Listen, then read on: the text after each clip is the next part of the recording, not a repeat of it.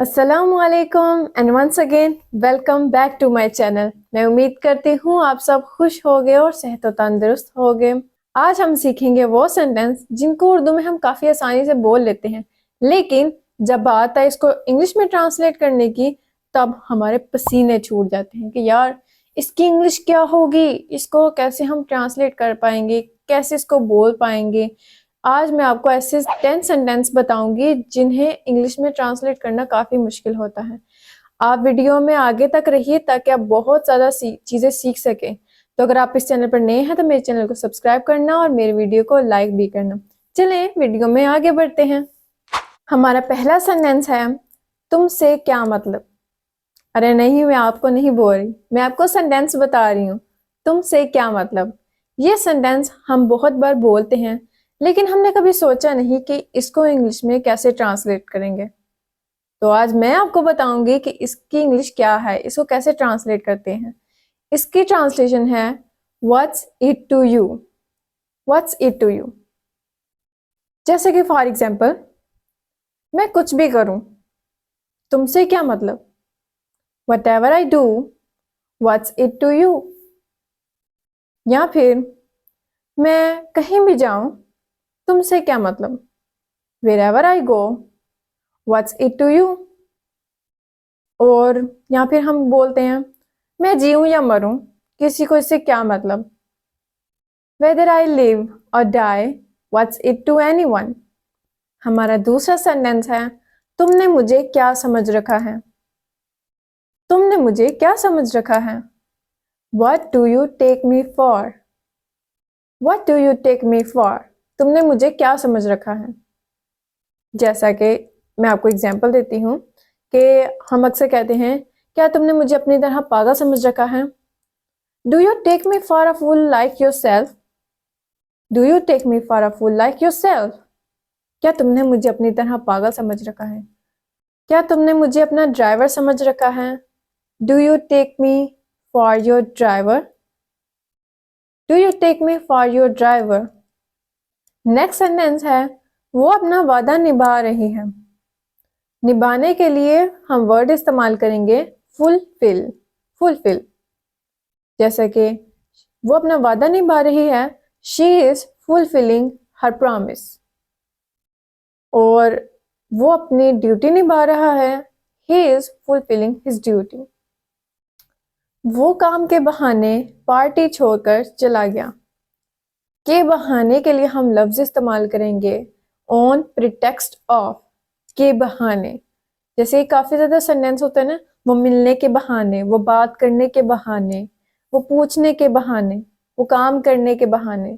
ठीक है, के बहाने को हम बोलेंगे ऑन द प्रिटेक्स्ट ऑफ। वो काम के बहाने पार्टी छोड़कर चला गया, he left the party on the pretext of having work to do। या फिर मैंने ज्यादा मालूमात लेने के बहाने उसे फोन किया, I called her on the pretext of needing more information। तुमने मेरे मुंह की बात छीन ली। अब ये सेंटेंस हम तब इस्तेमाल करते हैं जब हम कोई बात बोलना चाहते हैं किसी को, या फिर हम दिल ही दिल में कोई बात सोच रहे हैं और सामने का शख्स वही बात बोल दे, तो आप उसको कहते हो तुमने मेरे मुंह की बात छीन ली। इसकी ट्रांसलेशन होगी यू टुक द वर्ड्स या फिर you stole the words right out of my mouth. You took the words right out of my mouth या फिर you stole the word right out of my mouth. जैसा कि आप किसी से कहो यार बारिश हो रही है और मेरा दिल कर रहा है मैं पकोड़े खाऊं और साथ चाय पीऊं, और जो शख्स जिससे आप ये बात कर रहे हो वो भी यही चीज़ सोच रहा है या फिर ये चीज़ चाहता है, दिल में सोच रहा है या कहना चाहता है, तो वो कहेगा यार तुमने तो मेरे मुंह की बात छीन ली। You took the words right out of my mouth. जब हमें कोई काम करना पड़े तो हम उसको कैसे कहेंगे। I need to, I want to. जब हमें कोई काम करना पड़े तो हम उसके लिए इस्तेमाल करते हैं having to. Having to.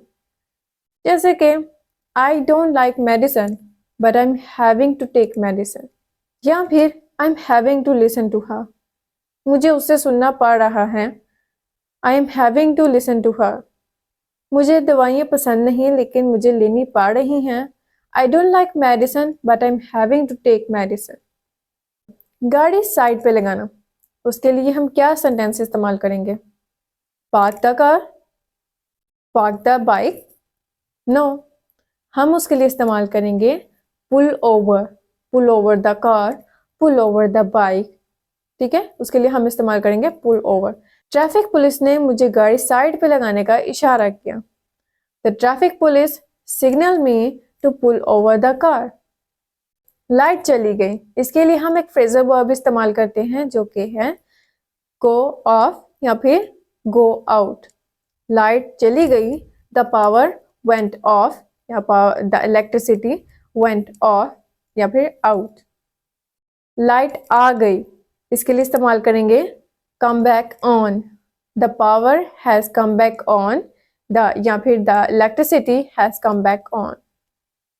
Light है क्या, इसके लिए हम कह सकते हैं is the power on, is there any electricity, do we have electricity. नहीं, लाइट नहीं है। No, the power is out. या फिर आप कह सकते हो no there is no power, या फिर आप कह सकते हो no the power has gone of.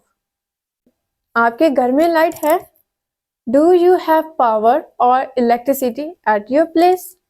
और जब लाइट आ जाए तो हम कहते हैं हाँ शुक्र है लाइट आ गई, thank God the power come back on. तो ये थी आज की वीडियो। मैं उम्मीद करती हूँ आपको आज की वीडियो बहुत अच्छी लगी होगी। आप तो हैरान हो गए होगे कि ये इतनी आसान ट्रांसलेशन हमें तो पता ही नहीं था। तो इस वीडियो की मदद से आपने आज वो सब कुछ सीख लिया। तो इसी वजह से मेरे चैनल को सब्सक्राइब करना और मेरी वीडियो को लाइक करना नहीं भूलें। आपसे मैं मिलूंगी नेक्स्ट वीडियो में, तब तक के लिए अल्लाह हाफिज।